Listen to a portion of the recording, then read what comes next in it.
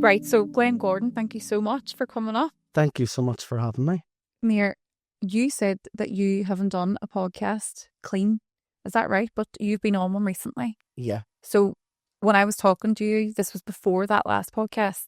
Yeah, it was just after. Aye. Yeah. So you said that you wanted to come on and tell your story in a different way in some of the podcasts that you've done in the past. Yeah. Why do you feel it's important to come? Because I feel like there's been my edited for TV version, the fluffy Glenn Have a Laugh, Magella, as you would say, in Derry version of me, which is very real. It's a part of who I am. But like all things, I think when you peel back the layers, there's more.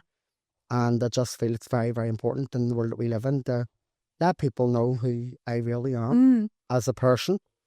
And I think some of the things that I've been through, it's not all milk and honey. And I think that there's a lot that for a long time I was happy enough to shut down or not talk about. As we're now, I feel like I'm more of an open book. And you're in such a better headspace as well, I'm aren't you? happier, Jenna, now than I've ever been in my whole life. Oh, that's so good to hear. Finally. That's amazing. People say life begins at 40. I have 2 years to go, but I completely believe that. So you think your life's starting now? Yeah, completely. So I have always seen you coming up on, my social media and stuff, and I've been dying to get you on. Yeah. Because although everything that was posted about you was funny and, you were wearing the colours and all, I always know people have stories. Yeah. I look at everyone like they're an autobiography, basically. Yeah. And I wanted to know your story. Yeah. The deep, the underneath, not the outside, as you say, the fluffy, the colourful, the vibrant. Not that, because we all have that online. Absolutely. I want to peel back and get to know Glenn Gordan from the very start. So that's what we're going to do. Perfect. So you have, going back to, I always started primary school. Yeah. But you have a vivid memory when you were only 3. Yeah. Also, I can't remember what I had for my dinner yesterday. How the hell can you remember what happened when you were 3? It's one of the things that I kind of, whenever I was going to a bit of counselling when I was older, my mum and dad had took me to Portugal when I was 3. I'd be 3.5. My sister had just been born and my granny minded her.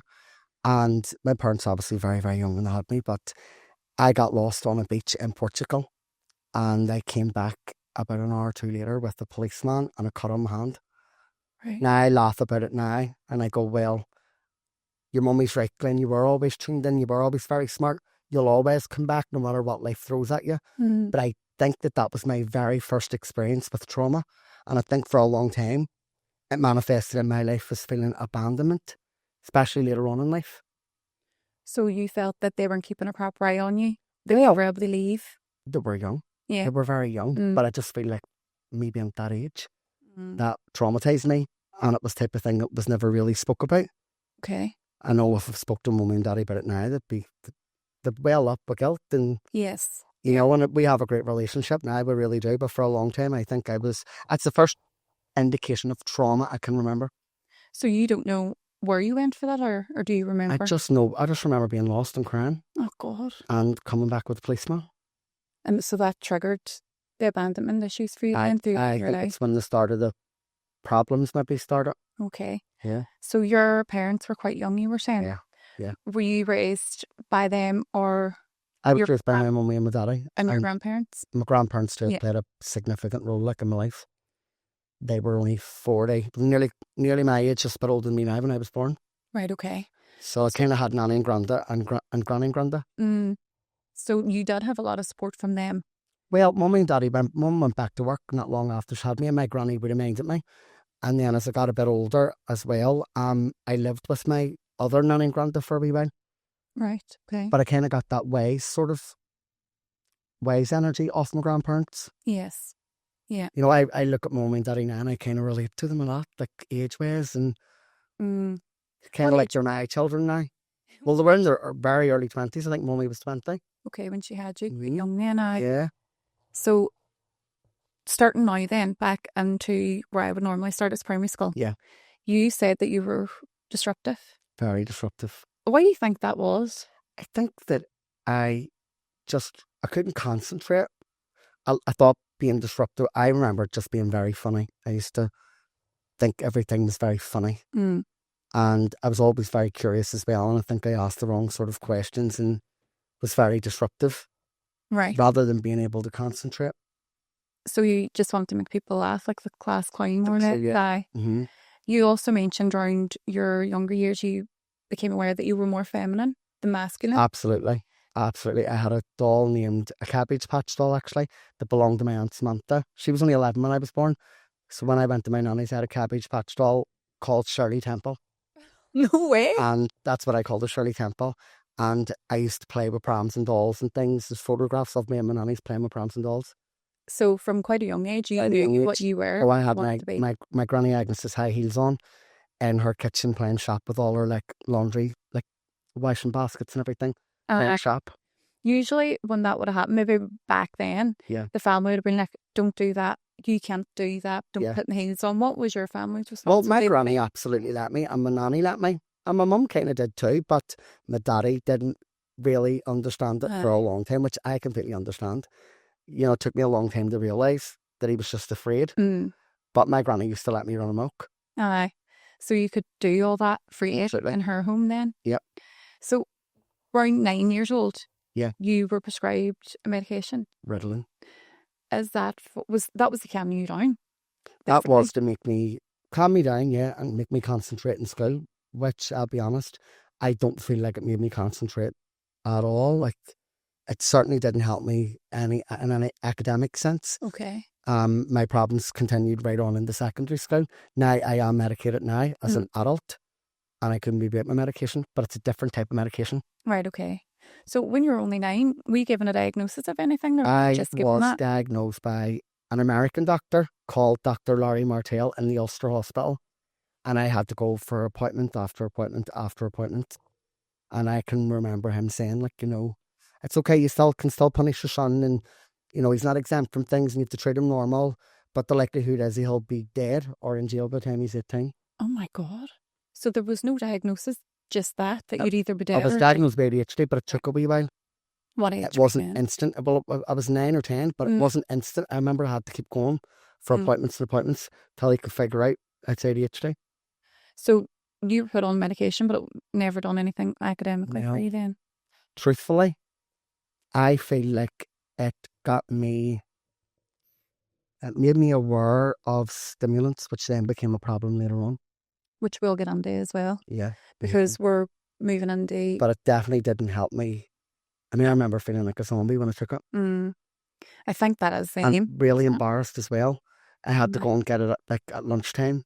Right. From reception in school, both primary and secondary school, and that was so embarrassing. So everybody knew you then? I think there was one other person in my whole entire school that I knew was diagnosed with ADHD back at the time.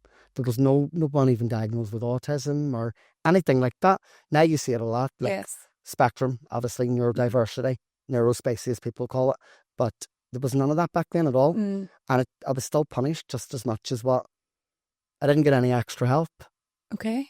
You know, back when these days you get extra help. If aye. you have a diagnosis, you do. You have a classroom assistant, you get extra help. I didn't really get any extra help. When you so badly needed it. Yeah. Because looking back now in my class, in both primary and secondary school, I can remember people who quite clearly would have needed some help. Maybe I'm honest. I needed a lot of help. But I mean, like, it's so sad too, though. Looking back, that people did struggle all those years through school, and I think it is such a good thing now that it is being implemented in schools for extra help, for additional needs, and allowing people or children to go through mainstream school as as happy as possible. But back then, it was so different. Back then, it was so different. So different. So there's only 2, you being one of them. Yeah, and my memories of school, even now, are just, Glenn, you're in trouble. You're in trouble. You're in trouble, or you're suspended, or you're going to get in trouble. When you were doing things, did you know they were bad, or did you just think? I didn't know any consequence until I actually didn't have any common sense at all until I was nearly 30, believe it or not. Classic ADHD. Yep. Some thoughts and ways of thinking though, isn't it? No punishment will come with this until it does. Well, it wasn't even thinking. Sometimes I didn't even know I was doing anything wrong. That's what I mean. You're doing things without thinking, I'm going to get bothered for this, whereas the average person would probably think, I'm not going to do that. I get suspended. Aye. Let's move to P7, because when I was reading through your notes, you said that there was a school disco and that always stuck out in your mind. Yep. Why did that specific event stick out in your mind? It stuck out in my mind the most because that was the first time I think I seen my mummy cry. Oh, really? Over something that was happening to me. Yeah.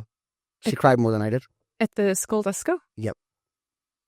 I had been on a level report for behaviour. Right. And the teacher had sold me a ticket, and I remember it was £4 maybe. And I went, and it was on a Thursday. And this I went to go into the school. No, you're not allowed in. You're on a level report, behaviour report. The same teacher that sold me the ticket.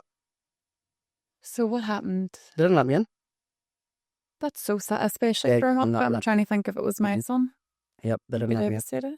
So that always stuck out for you then? Always fix in my head, yeah. So there comes that abandonment thing again. Yep. Feeling left out. Yep. Feeling different.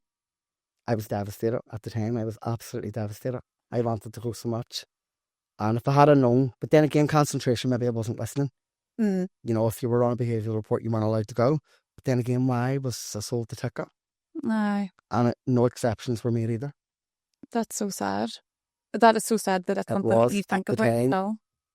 Seeing my mummy like that, that was the first time I kind of realised that my mummy gets upset sometimes whenever things happen.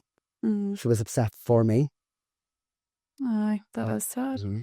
Can we talk about because sorry, we didn't say this at the start, but you have a special ability. I do. And it's not ADHD, what is it? It's, Well, how would you describe it? Because I was just saying psychic. Is that right? I to describe. Well, psychic is sort of a normal word to sort of describe it, but I would say it is sort of multidimensional. Would be where my brain has never thought the way the average person's has. Right. And I've always been very connected to spirit. I had a ghost in my room at a really young age called Ruben, and I used to fill conversations with him. And one night my mum and daddy woke up and he was standing above their bed. Really? Mm-hmm. And as I've gotten older, it was only really in my teen years that I figured this part out, that Rasputin, the Russian mystic, is actually who Ruben is, double of him. It's very frightening. And I've still got Ruben with me now. So you didn't know who Ruben was? No. Until he came to you, and then you found out after who this person Years was? and years later. Only when I seen a photo of Rasputin, I'm like, wow, that is Ruben. And did he talk? He's always talk. So he follows you and he tells you that? Always. He gives you your Well, voice? He makes me feel safe, ironically. Right, okay. He makes me feel incredibly safe, which is why I'm not afraid of certain things. Mm.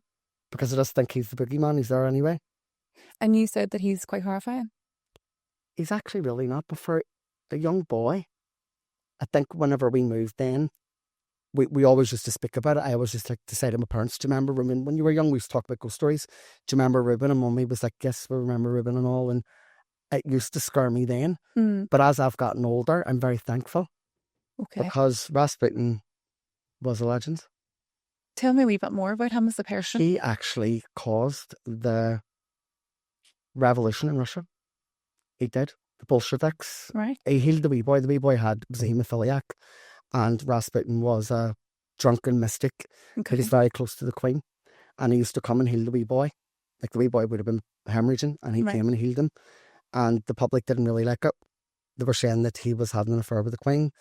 And he said to Nicky, well, I don't know if this is true or not or just a legend, that if you betray me, Nicholas, your whole family will be dead within 2 years. And 18 months later, they were murdered by the Bolsheviks. Oh my God. But Rasputin knew all about the blood. So, he knew all about blood. Mm-hmm. Right. And I kind of know about blood. In what way? Female blood. What about it? I always know. When a female's being born, you mean? I know if they're regular, I know if they're irregular, I know if they're low in iron, I know if they need to menstruate, I know if they're going to be pregnant. Like, I just know about blood. What and about blood's a very important thing. A very, very important thing. Right. Like, many years ago, everything was about bloodline. Bloodline. But blood's very important. What about me? What are you getting blood sent from low me? in iron. Sometimes you need a wee boost now and again. But I would feel like you're irregular, but starting to get regular. Right. Mm-hmm. But light. Right, that's right. Mm. That's crazy, actually. Blood's so important. Sorry, Simon. Well, it's divine, isn't it? Your blood's divine. It is, it's divine. That is so interesting. Without it. So when you're doing because you use this in your job, this is your main job now, excuse me, would it be a lot of females that come to you then? Do you know, it would have been traditionally, I've been reading for well over 10 years now, maybe about 15. It would have been traditionally females.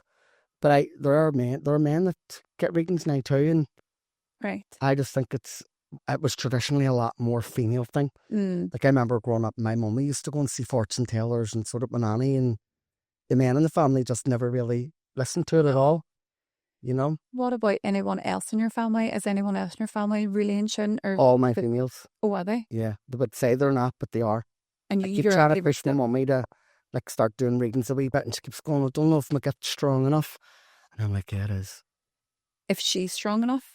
Well, she just doesn't know if it's actually strong enough, but it is. Right, okay. It really is. So Ruben came into your life when you were so young, Yeah, and he's been with you all all along. along. Yeah. What age were you when you started smoking weed? I was 14, I think. What age was did Ruben come? Ruben was there from about 3 or 4, Right, so quite young. and then kind of went away again, didn't think about it. Always believed in magic, and then kind of drugs too, I think, sort of pushed it away a wee bit. Okay. It just made me more nuts, really. Right, Drugs okay. just really made me more go off the rails more. But I can remember the first time I smoked weed and I sucked the lung and just killed over. And did you enjoy it? At the time, yeah. Yeah, I did, yeah. Do you feel like it meant you killing over meant the thoughts in your head stopping? Well, it Slowing certainly down? numbed things out. Mm. That But makes sense. it wasn't grass, it was dope. It was always only dope then. I didn't know what grass was never ever seen it until I was in my 20s. It was always just dope. I used to smoke it in school and all too, and used to actually get high off it. Used to really like get high off it. So I you didn't experience that really later on. Does that make sense? Aye. I know now if I smoked it now at all, I know I would get really paranoid and go in myself. Mm. That's what really stops me, and knowing that it's easy for me just to fall into that rut. Yes. I But can't again, it's believe about not feeling. it's not what, sorry? Not feeling things. It's about Yeah. holding things in and not feeling. Numbing. Yep. So people always say drugs are the problem, but drugs are the solution for most people Well, to the problems that they I have. remember being in secondary school in the boys' model and them handing like these leaflets, your body, your life, your choice, which basically advertised every single drug under the sun. In what way? Like a booklet, your body, your life, your choice. Okay. And the way that it was graphically designed was so very appealing for a young mind, I have to say. To take drugs? Yes, absolutely. Absolutely. So it was more or less saying, in your mind, it's up to you. I didn't know what drugs were until I went to secondary school. At all. At all. I wouldn't have known. I can't believe that you were smoking it in school In school. Mm-hmm. and still going to class. And Yeah.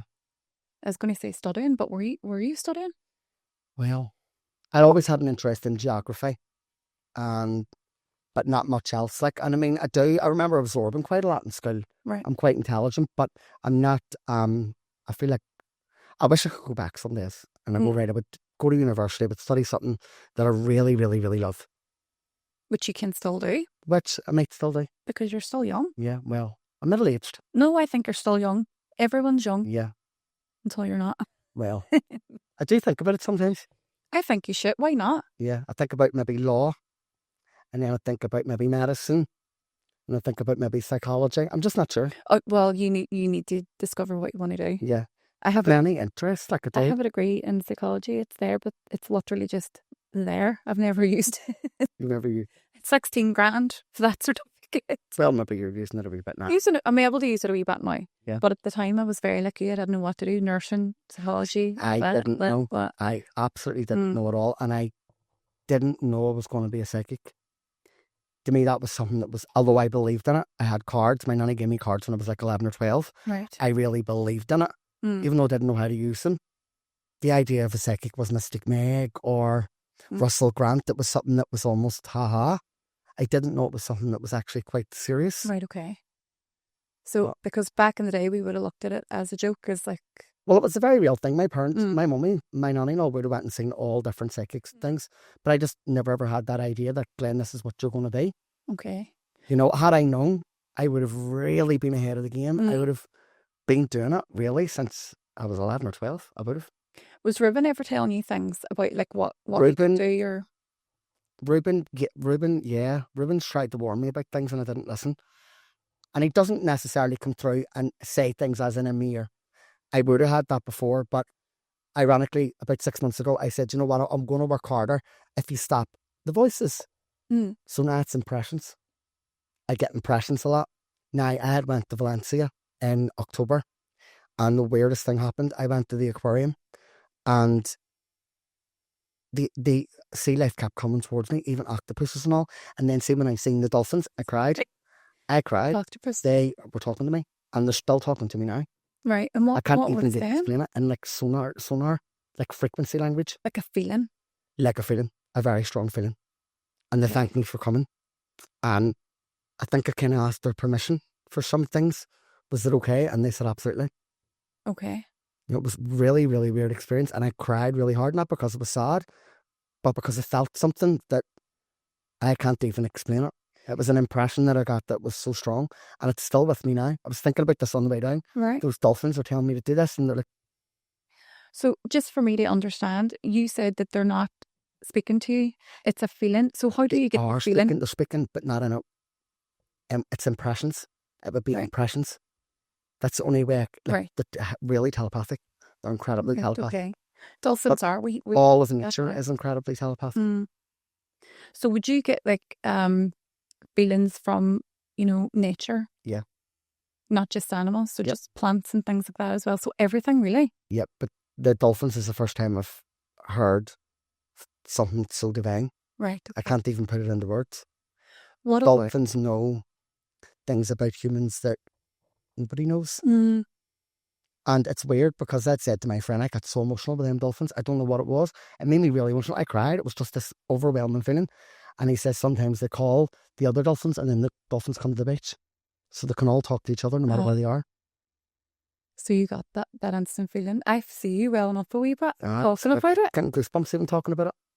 That's crazy. But this has led me down a whole different path of thinking almost, Right, okay. in a way.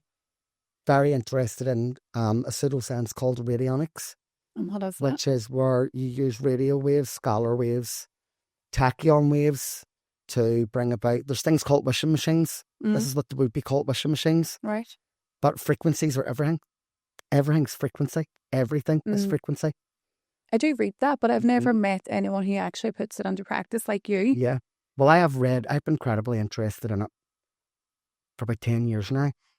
But I feel those dolphins told me something that I can't put in words. I can't explain it. Can you tell me what a wishing machine is? It is a radionics machine. Right. Where you put your intention in and you set the frequency, and then the desired outcome can come about.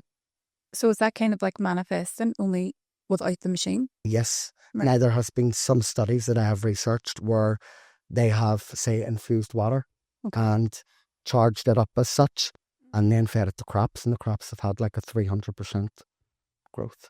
So because we would see things, moonlit or moon-charged crystals, and I would think, what the hell does that mean? Yep. So do you? That means something amazing? Well, to me, I think technology. I think that all of nature has to be psychic, has to be primal. However, we're the only creatures on the earth that burn fossil fuels and sit at home with our technology. And that's because we're machine builders. That's why we've got hands and intellect, and we are machine builders. How did we build the pyramids? True. And I think this stuff's been around for a long, long time. We just forget it. I think it goes in cycles. I don't think it's AI either, and as such, I think it's ancient intelligence. Okay. And it isn't sentient the way people would like to believe. It's fear porn. It isn't sentient at all. However, I could say the same about humans. There are a lot of humans that aren't sentient at all. In what way? They're part of the flower. Think of the center petal. The center petal, every petal replicates the center. Yes. And once the petal falls off, it's just the petal. As we shall know, the whole flower. Okay. I think there's a lot of humans out there who are, forgive me, non-playing characters. Right. Until you're not. Until you're actually not Right. a non-playing character. And are you able to tell? Yeah. Right. Absolutely. But it doesn't mean that it's not life. It doesn't mean that they're not important. It doesn't mean they're not loved. It doesn't mean that we're not equal. But not everyone is the same. And I used to have that belief when I was younger that everyone thought the same way as me. But they don't. You thought everyone I thought had everyone, more or less. Yeah. that was normal for Yeah. you. It was your normal anyway. Yeah. So you can feel energy from animals, plants, things like that. What about buildings? Absolutely. rooms, places. Absolutely. Well, I put it down to stone theory, where the actual stone holds the memory. Same way a memory card would hold information, so does stone.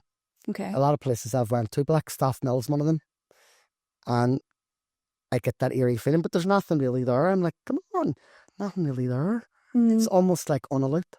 Right, okay. You'd see them working away and it's on a loop.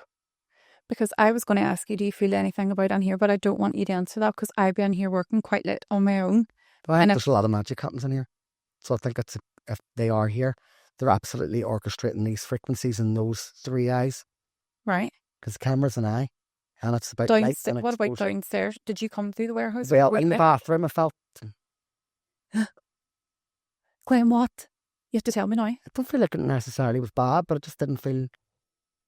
Was it because it's disgusting or...? No, it was just a lot of hard work because went into here and it wasn't very successful before. And I think it maybe they, as the right way to reference them, maybe delight in seeing this place do well. They delight? Oh, it came before. Right, okay. Spat blood and tears. Right. In this building? Or in this area? I feel like even this land, actually. Right, okay. It was very important land, and getting this whole place threw up in the business park that it's in broke somebody's heart. Right, okay, that's interesting. It's really interesting. We kind of went off my timeline a wee bit though. So can we jump back? Of course. Is that okay? So back to secondary school when we were talking about weed and then we went off on one. I don't even know where we went, Glenn. Where did we go? Don't Way out there in the universe. That's the joy of podcasting too, isn't it? Because it's like a big, huge conversation. But we were talking about you smoking weed. Yeah. Which then led to you. So you were smoking a lot and you had to leave home. A lot. Right, okay. Talk to me about what happened. But it was my attitude and all too. I think that I had this sort of... I was always grounded, and all my parents kept me away from paramilitaries and they kept me away from things that were bad. But I mean, I used to jump out the window and like go missing, and you know, my daddy then eventually had enough. But I'm so glad that they were firm. Yes. I'm so glad that they were firm. Or I would never... I mean, I've lived on my own now almost 20 years. Longer than what I've even lived with my parents. So when they told you to leave, when the weed got so bad, you never ever went back? That was you? Well, I went back for 1 year in my mid-20s. But that was it. Okay. So when you left home... Yeah. What was the straw that broke the camel's back there? What was the reason why? I think it was because I was going out drinking and all, and like not coming home all weekend, and then coming in and starting an argument with a drink in me. Like I remember smashing my mummy's car and all that. My mummy and daddy got me arrested. I deserved it. I wasn't living at home at that point. I was staying with my nanny. It was after I'd moved out. Okay. But I was drunk. I can barely remember anything. I tried to jump out of a car in the motorway and everything too. I was dangerous behaviour. I had no fear. Almost. Well, that makes sense in an ADHD. Yeah. And then you're adding weed into it and alcohol into it as well. Mm-hmm. Zero fear then. Yeah. But your drug escalated from weed to speed. It did. And I remember weed made me put weight on. I was always very thin growing up, and then when I had about 16, 17, I ballooned out and I started taking speed to lose weight. Okay. And I went really thin. Like at one point I was about 8 stone. So bad, but it was so addictive too. So addictive. Was this all day, every day? All day, every day for 10 years. Oh my God. So you also had because I'm talking about this because you also had you started photography. Yep. And an interest so much that it grew into an actual full-on business for you. Mm-hmm. You were taking speed throughout all this. Well, there was a time when I was taking my medication and I had split up with my then partner, and I stopped taking my medication. I started taking speed, wanting to lose weight again, and then it all went tits up from there. So you lost the business? Well, I chose to close up. But again, I feel like even that version of me was just trying to prove a point. Because all my life, all I heard from teachers and everyone was, you'll amount to nothing, you'll never be anybody, you'll always be in trouble. And I was very happy for a lot of years, working hard. And, you know what I mean? Until I wasn't. Until you weren't. Yeah. So you had the business and you had a partner of 3 years, was it? Yep. Was it 3? Both of those kind of ended at the same time, Yep. Dave. Would you say that would be your mentally lowest? No. You've had, what would be your mentally lowest? I think my mentally lowest was probably a lot more recent than it was probably the last 5 years before I stopped smoking weed. Right. Like hiding the emotions that I was feeling and going to myself, what the fuck are you doing? You know, that way. I think that's been my kind of lowest. It was easy for me to distract myself when I was young. It was easy for me to block things out. But as I've gotten older, I've had to realise certain things. Yes. I think I was maybe at my lowest maybe last year. Just for a brief second. Just But it made me realise if I got off weed. Yeah. Yeah. Around the time of the business, you closing your business, your relationship ending. Yeah. Can we talk about, if it's okay with you, of course. you ran some debt? Yep. It's drug debt that you ran, or business drug debt. What happened there? Well, I used to have pillows of amphetamine in my freezer, and I was so greedy on it, and I mean greedy on it. Like every single day, I had to have it. What is that? Explain to me what is that? Amphetamine is speed. Oh, okay. But it's also this is where the divine irony comes in. It's the active ingredient that's in my medication now. Oh, really? Mm-hmm. Mm-hmm. So you felt the need for it then? I would have said, oh, it makes me spiritual. It makes me whatever. I can have a drink now because I'm not going to go off the rails as such. You know, it's all fun and games till you're sitting there 4 days later, still wide awake. So you felt that you were more spiritual when you were taking drugs? Is that right? It certainly created an awakening. You know, we've got a lot of this conspiracy madness now, the fear porn. I was absolutely extreme and in that way when I was 21. Like, that's a long time ago now. An extreme... Meaning throwing TVs and all out of my house. Because I felt I was being programmed. Okay. Like, I mean, really extreme. Mm-hmm. And definitely my sister would say, Glenn, that was drug-induced psychosis. It probably was. But for me, it was like, okay, not everybody thinks the same as you, Glenn. You know, for a wee while, I thought I am ADHD. I am all them things that people say that I am. And I feel like it broke the mold. It pushed my brain to the limit, like it did. Because I feel like when most people take drugs, especially like psychedelics, it would open up their third eye, as you would say, and they would, you know, speak to nature and whatever. So how did you know psychedelics until way later on? So how did you know it was definitely a psychic power that you had and not drugs? Or as you said, a drug-induced psychosis. How did you know the difference? Because it was something that I was trying to actually escape from. I feel all my life I've tried to escape from it. The feelings and how I feel on the inside and what my brain's telling me and what my heart's telling me. It was something I was always trying to escape. Okay. But I would have argued that speed makes me concentrate, it fixes my ADHD.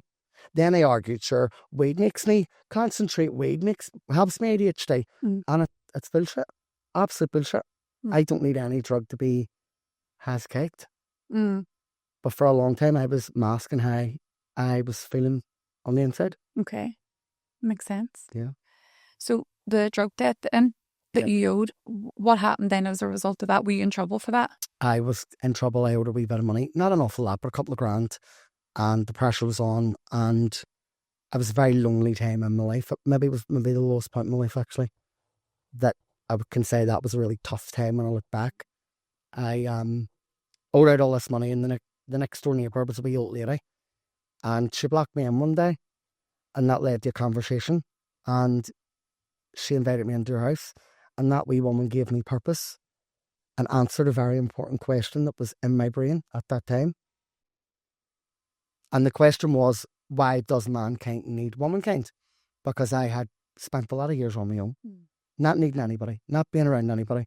And she said it very simply, without womankind, mankind has no purpose. And she gave me purpose. It was like, Glenn, if I'm ever sick, take a key. If I ever need anything. The SD woman was like in her 80s, out scrubbing her garden. Beautiful. She didn't even live there half the time. She was away staying with her partner. You know, but whenever then things through the... I'll just say it. Bullets through the window. I then realised, no, I can't put that wee woman there because her husband had been murdered. Right, okay. And I didn't want... And I remember posting the key in and I'm sorry, let her through her door. Oh. But that's the time my life changed. It completely changed then because I learned to accept help. I learned to go, right, it's okay to actually ask for help. It's okay to actually want to be better. And in that time I realised I actually don't want to be a drug addict. So that was your final That was my kind of wake up. Right, okay. So your house was shot at. That's a warning. Yeah. Did you leave then and start afresh again? Or? I moved in with my friend's mummy. Right, okay. She took me in, and it wasn't too long then before I had my own house again. And it was in that time that I really got off weight. I went to myself, you know what? I don't want that in my life. No. I could taught myself too that, I don't know, I'd unlearned how to make money. I'd unlearned how to take care of myself. I'd unlearned a lot of really important things. And in that time then, I felt ambitious again. Right. And I remember it was actually Chris Riley. He's a psychic. He's from London. He came over to Belfast, and we went on a wee bit of a date, but he came to Belfast and we stayed in an Airbnb and we went up to Giant's Causeway and all. And he obviously was like, Glenn, you know, you need to do something with us. You need to do something with what way you are. And he pushed me into doing my first live stream. Right. And from that moment then, I knew that I couldn't run about like a junkie anymore. So he was a significant change in your life as well? He just pushed me. Mm. It just gave me that wee gentle push. So how did you meet? Both psychic? Bigger to live for, yeah. Mm-hmm. Both psychic? Yeah. Drawn to each other? Yeah. Mm-hmm. And that was it? Yeah. And are you still in contact with him? We follow each other, like, I mean, he does incredibly well, like, but, no, he did, he gave me that push. He definitely gave me that push. He was like, Glenn, go do a live stream now, and I did it. And I knew from that point then I had something greater to live for. So when he said do a live stream, what did you do in the first tarot cards? Mm-hmm. Like, I'd had my page, and it was called Psychic Reader Belfast for years, since I was maybe 25. Nobody knew it was me. Your face wasn't on it? My face wasn't on it at all. Psychic Glenn only came about in 2018. Right. Kind of. Do you feel when the face was really attributed with what I do. Before that, I was so self-conscious I could never put myself out there. Do you feel like that maybe Psychic Glenn was a persona then? Psychic Glenn is a persona. I mean, it is a persona. And there is days that I go to myself, why did you have to put your face to it? But then I realised why. You know, but for a long time I was holding back. It took me to get to 30 before I really, although I was doing appointments and group bookings, and people would have come to my photography shop too, and I would have ended up giving them readings. I would have booked appointments in that way. It was called Third Eye Photography. Oh, right, okay. And I realised too that I wanted to, like, I made the choice that that was really what I wanted to do. Like, wind the photography down and take the spiritual stuff more serious. But it just took a bit of time. It took me to go through that hard time to really, really get in the zone of this is what I need to do. So everything serves you, Jenna. Everything. I've realised that now. Right. I mean, there I said, even when you pass away, you go somewhere else. You're not here. You're not a slave in the physical matter anymore. What matters on the earth won't matter in the next life. Everything serves you. The good, the bad, and the ugly. It all serves you. I had this is really interesting actually, because I had this conversation with someone the other day about what their beliefs and what happens when you die. Yep. What do you think happens then when you die? I think for every single soul it's different. For example, the old lady whose legs are sore and is tired and fed up with the younger generations, she can't wait to go and have her dinner. However, for a soul that's not ready, say maybe, for example, a man in his 50s, he isn't going to leave his family. It just depends whereabouts you are and what you believe too. Right, okay. I think belief has a lot to do with faith, has a lot to do with it. Would you have faith? A lot of faith. Right, okay. And would you go to mass and stuff like that, or pray or anything like that? I was brought up Presbyterian. Right. However, my church. The last time I was at mass was in July when I was at my great aunt's funeral. And I like the orchestra of it all. I like the sort of ritualistic side of it. But I mean, faith doesn't have to be a church. It doesn't have to be an organisation. It's just something that you have inside yourself. And no one can give you it. No one can give you it. It's impossible. You either have it or you don't, or life gives you it. Life can give you it. I agree. Faith is what keeps things together, always.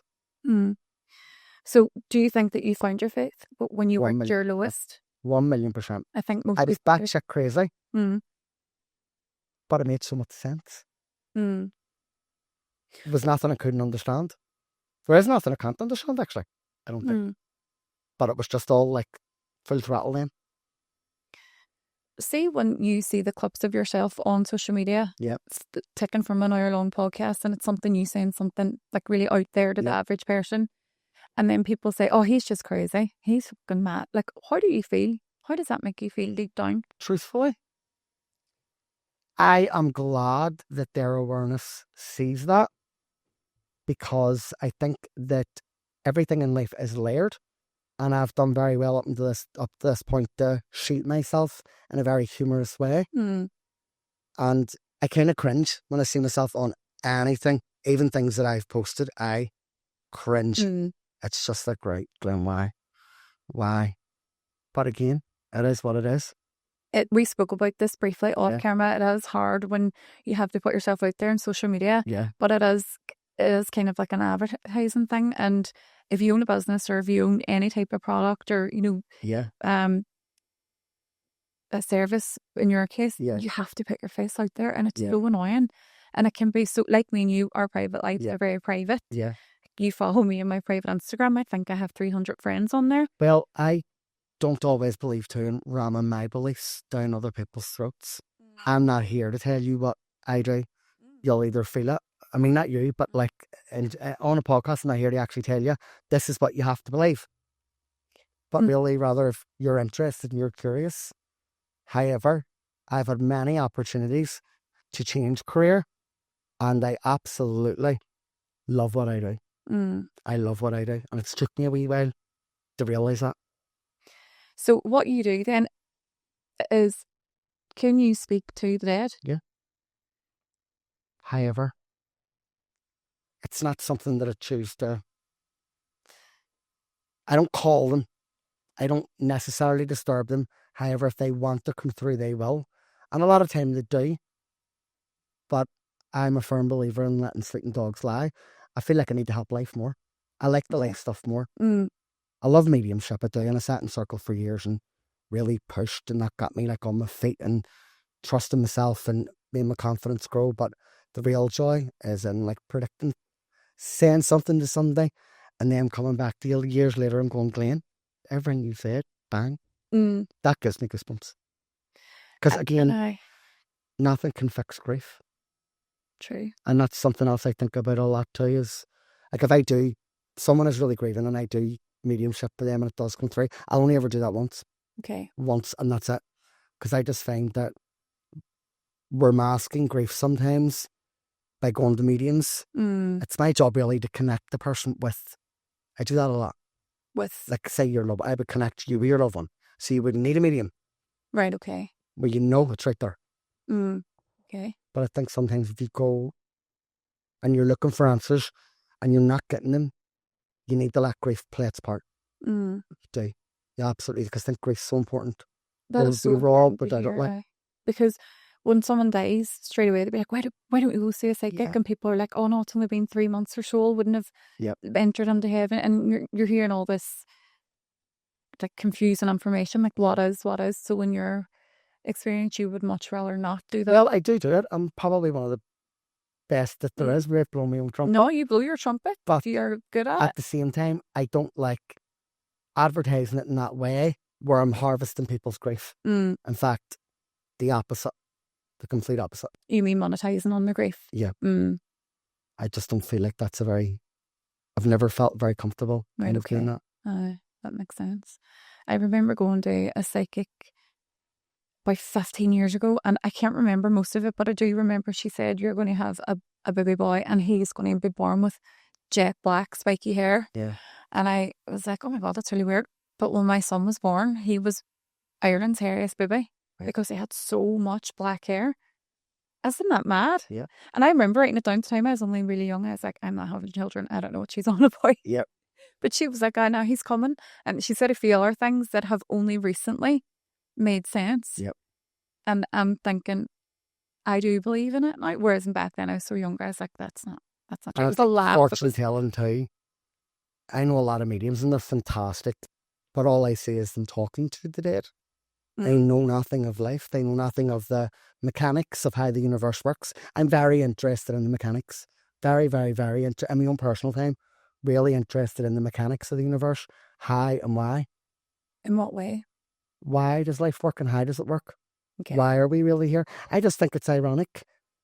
I think it's mad that we get up every day, go to work. I used to think this when I was really young. Why do I have to go to work to be off 2 days? Like, surely life is more important than us just being slaves. That was my probably first train of thought, really, like being young. But you absolutely incarnate here for a specific purpose, I believe. I know I'm not from here. Where do I you know believe? I'm not from Earth. Where do you believe you're from then? It's not where, it's when. I think it's when. When Right. from. More so. When? I can't answer that. It's so vast. It's what? So vast. Right, okay. But I know that Earth is just something that I'm heavily invested in. However, I know I'm going to leave it better than what the place that I came to. I'm going to make it a wee bit smarter before I go. Do you believe that we're the only people here? Or do you No. believe that there's aliens? Maybe not aliens, that's so generic, but do you believe that there are others? Yes, but they're not necessarily these green-headed monsters in UFOs. Some of them are actually in human form. Right. And you may be watching this at home and know exactly what I'm talking about.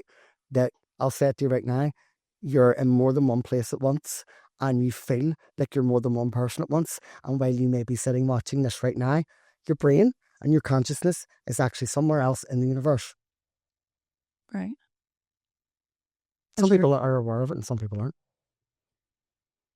Where are you right now then? No, I'm sitting here talking to you. But do you ever feel like you're not from Earth? I can't say I have. I suppose, I don't know. My head is all over the place most time. I don't even know where I am most times. But I'm not sure if I believe in aliens though. Well, I'm just not sure. I just try and stay away from anything that would scare me. Yeah. Which is why I asked you not to tell me if there was anything Yeah. scary in here. Yeah. Do you know that's my own naivety, I suppose, if not wanting to know. But I suppose if you're open I think and you do want to know. incarnate here, we don't all come from Earth. Definitely not. We definitely don't all come from Earth. We definitely don't all come from the same place. Right, okay. You know, and I think even God maybe could be classed as an alien too, if there's God. Right. So you're sober now? Yeah. How long? I am weed free since July. July past? I did stop last year, but then I let things get to me and I ended up smoking it again. And I mean smoking it as in an ounce a week. I mean 0.5 gram in a joint in the morning. And it doesn't actually serve when you take ADHD medication. It completely counteracts it. It completely counteracts it. So I fell into that habit again and I purposely went away in July just to stop. And I did. And I haven't even thought about it once. And I've had everything thrown at me. Everything. Like my granny getting her diagnosed with Alzheimer's. And I know, like this is how I know, like, again, things happen for a reason. I wouldn't have been able to cope had I been like blocking my emotions out. Do you know what I'm saying? You need to be sober for what's coming. 100%. I need to be sober for everything. I need to be sober for my own sanity. Yeah. For my own mind. So you're quite early on your recovery still. Yeah. It's only been 5 months, is it back? And but I mean, things have happened. Yeah. My great aunt died. Certain things happened. My sister was meant to get married. She didn't get married. Like that was really upset. It really upset me. Like, but every wee trigger happened, and I didn't. So you feel this time I'm feeling everything that I'm meant to feel, and I'm not running away from. I'm glad I have the emotions I have. Truthfully, so I don't know why I was hiding for so long. You feel like you're able to live more authentically now then? Oh my God. I feel like I'm alive now. And more you? I'm more incarnated here now than what I've ever been. Okay. If that makes sense. Aye. Like the more you're alive, the more you're born. The more you're aware, the more you're awake, the more you're here. Right. In my younger years, I don't even know if I was conscious. Because I had no choice. Like I had no choice. And sometimes I think, Glenn, do you ever actually have choice, or is something higher fully in control? And then I answer that question, yeah, there is something higher in control. And I'm letting it animate me now fully. Without fear, without having to mask it, without any interference. So can we talk a bit more about Ruben again? Yeah. If you don't mind, because I'm really, really interested in that. How was Ruben different when you were taking, say, weed or drugs? Well, I used to block it out. I used to kind of block it out, but I would have blocked out all voices until it didn't. Like, I absolutely know now, it would be the opposite. If I smoked the joint now, I would start hearing all them mad voices again. When you say all them, Them. who's them? Them. There's more than one voice. There's more than one version of me. There's more than one. Sometimes it's the voice in your head, but it's not really your voice at all. It's fear. It's a lot of things. What if someone ever say to you that sounds like psychosis or schizophrenia? Did anyone ever say that? I'm not saying that, but did anyone ever say that to you? No. If anything, I wouldn't have been able to control my emotions, and I would have flew off the handle. Like, ask anybody really that I've worked with, probably. It's put me on the spot. I've been like, because there's certain thing I'd be like, oh, I don't want to talk. Like, do you know what I mean? Almost sensitive. Right. As where now I'm like, can I stop being grumpy? Do you get any help from any mental health services, or do you need any? I'm on ADHD medication. So you're on a new one? Be without L-Vans. Right. And if you're out there and you've tried Concerta and Ritalin, that didn't work for you, try L-Vans, especially young men, because I just feel like for a long time I would have been like, I don't need this. I'm not ADHD. They're lying. You know, I can self-medicate. There's a holistic approach. I mean, really, if I did not have my medication, I do not know where I would be.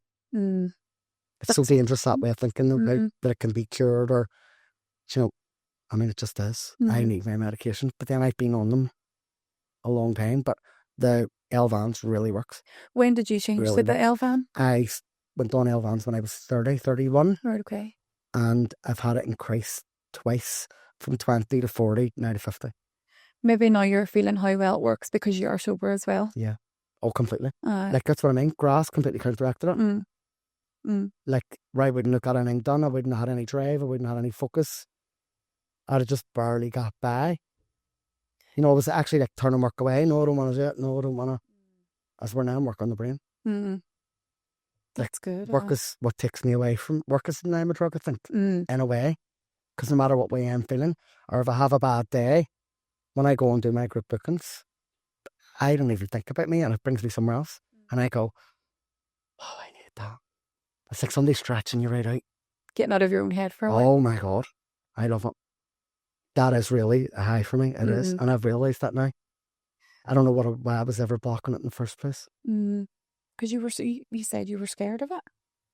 Scared of myself, I think. Scared of being vulnerable.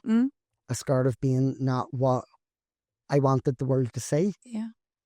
You know, but I feel like peeling back them layers, it's good to feel the way I feel. And good to appreciate, actually, well, Glenn, you've got everything to live for. And that's something about I'm the happiest I've ever been in my life. Because I wake up some days and then I go, you know, Glenn, you're exactly where your younger self cried to be. You're exactly where we're supposed to be. And what a feeling that is as well. It's incredible. Isn't it? It is so incredible. And I know I had to sacrifice weed. I mean, you have no idea how busy I've been, like, really, in the last 6 months. Like, it has been from me as an engine running on 10%, now I'm running 99%. Like, nearly every night of the week, group bookings. Everywhere, all over the place. Amazing. What else would I be doing? What does it do to your energy? I love it. Truthfully, in the beginning, I'll feel tired on the way there. I'll feel tired, oh, I'm a wee bit exhausted. I need a cup of coffee. See, by the end of it, see when you've done the 7th, 8th, 9th person, high as a kite. Oh, really? High as a kite, yeah. You actually feel manic. I thought it would have been the opposite. No. I thought it would have drained everything. Now, if I do appointments, which I do, people come and see me too during the day. You start it to stop it, to start it to stop it, as where it just is turned on, and it really is pushing me, really pushing me hard, and I love it. It's great, sort of, I don't know how to explain. It's very good for my brain. Right. Very, very, very good for my brain. I feel like it's making me sharper too. But I would have put it off. I would have went, no, I can only do one group book in a month and all, and no, I can do it 5 nights a week. And I do 5 nights a week, yeah, of course.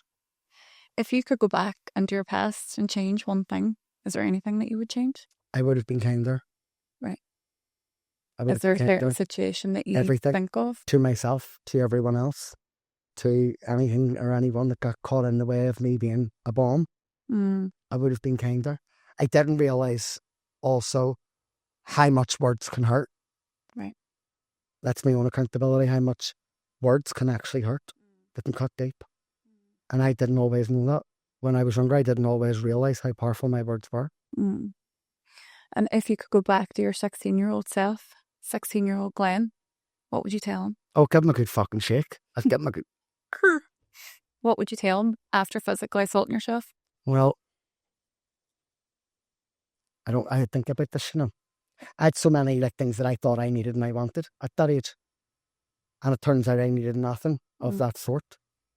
But I know if my immature 16-year-old self could see me now, some 22 years later, and know that you live on your own, and you're not codependent, and you're a psychic, and sometimes people laugh, and sometimes you wear funny clothes, I think I'd have been horrified. I would have been horrified. That's the irony of it. I thought I needed all this other stuff to make me fulfilled. And you didn't? I didn't. But my younger self needed to fit in, needed to... Oh, it was a mess, like. And I didn't listen either. I definitely didn't listen when I was young. So you would tell yourself... I didn't even have intuition for myself when I was young. Okay. At all. Like, I didn't have common sense till I was 29 or 30. No way you think something over and you hear your mummy's voice, you hear your nanny's voice, you hear your auntie's voice. They'll also laugh with you when something's funny. Inside, I never had that until I was like a certain age and it all came at once. Why do you think that was? I think because of my mum. Truthfully. In what way? I believe that women are significantly more primal and smarter. And for a long time, I wasn't allowed to know certain things. I wasn't allowed certain knowledge. And it took me to really be strong and learn certain lessons before that became available. And it certainly made me smarter. Right, okay. That's just my belief. A lot of people will argue. Everything on this is your belief. Yeah. You're not pushing anything, or we're not pushing anything. Yeah. This is a conversation. So thank you so much. But just before we wrap up, you're going to give me a brief reading off camera because I don't want anyone to know my business. Yeah. Of course. But what can you read from me right now that you can say? That your pain's your power. That you are, in the beginning, very good at being the doll. But the doll also is able to do brain surgery. The doll is also able to create a world in the blink of an eye. The doll is also able to blow something wide open and make it better, even if it has to hurt a wee bit. More than a doll. What do you mean by it all? Beautiful. Oh. And I know sometimes it's the avatar we wear. Right. It makes her have to be. Do you look at what I'm saying? Yes. And it could be easy for people to go, she's a Barbie. Do you understand what I mean? A bimbo. Not a bimbo, no. But think that you actually love yourself when actually it's took you all your life to love yourself. Oh my God. Yes. Yeah. That's true. Like I wouldn't say that I'm vain in any way. And I would be self-conscious. I'm not self-conscious when it comes to what I do, but when it comes to me, my God, I'm not taking my clothes off. Like I'm not like, I'm quite polished and it's how I'm comfortable, but it's not perfect. And I don't think anybody is. Aye. We have this idea that people are confident, but is anybody really born confident? I don't think so. No, I think the ones who put themselves out there are probably the least confident, believe it or not. Yeah, I agree. Aye. And it is crazy, the people that I meet that do this for, living or on stage, selling out opera houses, like my friends and stuff. They are the least confident people in real life, and it's a mask too at the end of the day, isn't it? Yeah. Is there anything else that you're reading off me apart from it all? That blows shit up. Maybe you need to write books and you need to write down your experiences, and maybe you need to write plays and you need to teach people in certain ways what you say without actually telling them. We learn the hard way as humans, but I do anyway. I learned through art and pictures and experiences and wow. Right? Without pointing out the obvious. I think when you point out the obvious in life, people don't listen. In what way? Like, that's why I don't need to prove that I'm being psychic. I have thousands and thousands, actually thousands of clients at this point. I've never needed to prove it. So I'm happy enough to make people laugh until the moment that they actually realise and say, oh. Do you know what I mean? Aye. As long as I'm reaching someone on some level, I'm happy to make you laugh. But I'm also capable of understanding and seeing things that very, very, very few people can understand.